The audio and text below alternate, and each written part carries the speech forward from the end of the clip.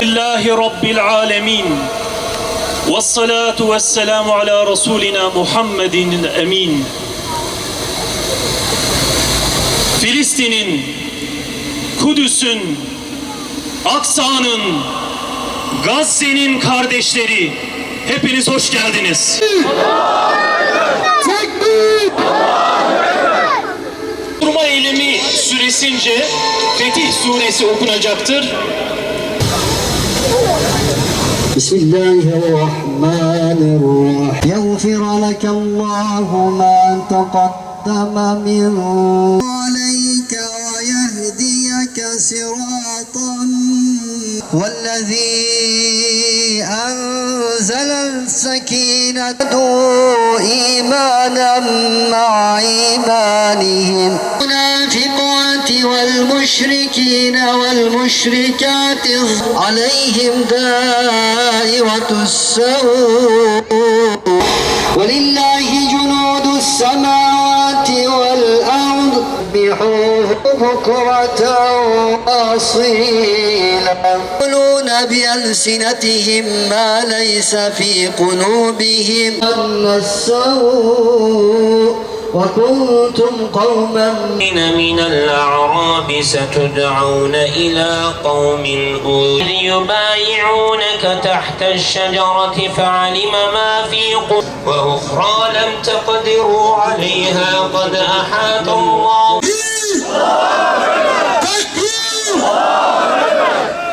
Gazze'de 18 aydır süren, son günlerde artarak devam eden insanlık dışı saldırılar, sivil yerleşim yerlerinin, hastanelerin, ibadethanelerinin ve çadırların bombalanması, Siyonist rejimin vahşetini bir kez daha gözler önüne sermiştir. Siyonist işgalciler bir yandan Filistin'in kalbinde yer alan Kudüs'ü ve çevresindeki kutsal mekanları gasp ederken, diğer taraftan da Gazze'de katliam ve yıkımla Müslümanların kanını akıtmaktadırlar. Ne yazık ki bu zulümleri yalnızca işgalcilerin değil, onlara her türlü desteği sağlayan emperyalist güçlerin de eseridir.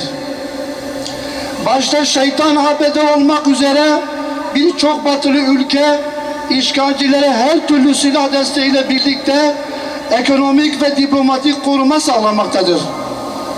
Uluslararası kamuoyu ise bu insanlık suçları karşısında sessiz kalmayı sürdürmektedir. Mescid-i Aksa'nın özgürlüğü için mücadele etmek her müminin görevidir. Hiç kuşkusuz Kudüs'ün kurtarılması için mücadele eden kahraman Gazze halkının yanında olmak, onlara destek vermek, Müslümanlar için, İslam ümmeti için dini bir görev olmakla birlikte varlık yokluk savaşıdır da. Çünkü başta Amerika olmak üzere dünyanın egemen güçlerinin desteğini arkalarına alan işgalci Siyonist Yahudiler sadece Kudüs ve Filistin'e değil, geniş İslam coğrafyasına da gözlerini dikmişlerdir.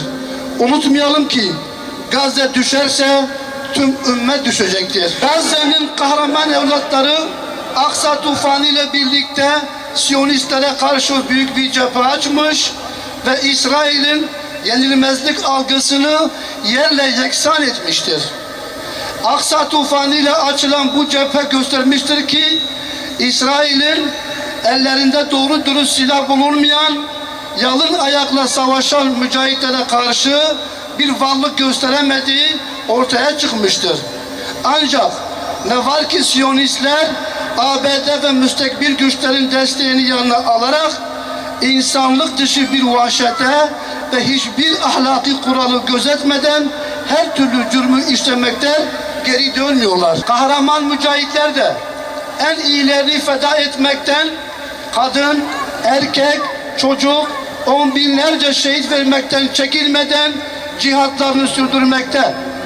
Kudüs kurtarılıncaya kadar durmayacaklarına dair Yüce Allah'a söz vermişlerdir. Batman sivil toplum kuruluşları olarak bu mukaddes cihada, ümmetin kurtuluş savaşına, Kudüs ve Gazze'nin özgürlük mücadelesine her şekilde, her platformda, her ortamda destek olacağımıza söz veriyor ve bu çabadan geri durmayacağımızı ilan ediyoruz. Buradan, bu meydanda tüm İslam alemine çağrıda bulunuyoruz. Zaman uyanma kendine gelme zamanıdır. Bir an bile gaflette kalmama lüksümüz kalmamıştır. Kudüs'ün kurtuluşu için kıyam etmiş, feryadıyla ümmet yardıma çağıran kahraman kardeşlerimizin imdadına koşma, bir yardımcı yok mu diyen mazlum, müstazaf, kadın ve erkekler, çocuklar için ayağa kalkma zamanıdır. Ey Müslümanlar! Ey onur ve izzetlerini yitirmemiş vicdan sahibi insanlar! Tüm İslam ümmeti bu varlık savaşında tereddütsüz yerini almalıdır. On binlerce şehit verme pahasına, şehirlerinin yerle bir olması pahasına, evsiz, barksız, aç ve çıplak kalma pahasına, Aksa tufanı destanıyla Siyonist cephe karşısında tarihin en büyük direnişini başlatmış bulunan kardeşlerimiz bizleri bekliyor. İslam ümmetini bekliyorlar. Bu iman ile küfür savaşına, hak batıl savaşına malımızla, canımızla ve dilimizle katkıda bulunup Kudüs'ün kurtuluşu yolunda zafer dolu günlere yürüyelim. Bu soykırımın durması ve Siyonizmin amaçlarına ulaşmasını engellemek için halkı Müslüman olan ülkelerin liderlerinden Müslümanca tavır takılmalarını bekliyoruz. Bunun için ülkemizde iktidar sahiplerinden, Sayın Cumhurbaşkanımızdan beklentilerimiz var. Boykotu vatandaşlar uyguluyorken devletin de bir bütün olarak bunu uygulaması. Boykot, İsrail'e sevkiyat yapan firmalara yaptırım uygulanması. Siyonizm ve katliamları öven yaklaşımları, paylaşımların nefret suçu kapsamına alınması. İsrail'e gidip savaşan çifte vatandaşlığa sahip Siyonistlere yaptırım uygulanması. İsrail enerji ihtiyacının büyük bir kısmını karşılayan BOTAŞ tarafından işletilen Baku-Ceyhan boru hattının soykırım nedeniyle kapatılması başlıca beklentilerimizdir. İsrail ve katliamlar ancak halkı Müslüman olan ülkelerin liderlerinin kararlı ve Müslümanca duruşlarıyla ilgilenebilir. Allah rızası için ayağa kalkın ve izzeti kuşanın. Allah için kızın artık. Batman Sivil Toplum Kuruluşları. Kabul etmez zilleti. İslam ümmeti kabul etmez zilleti.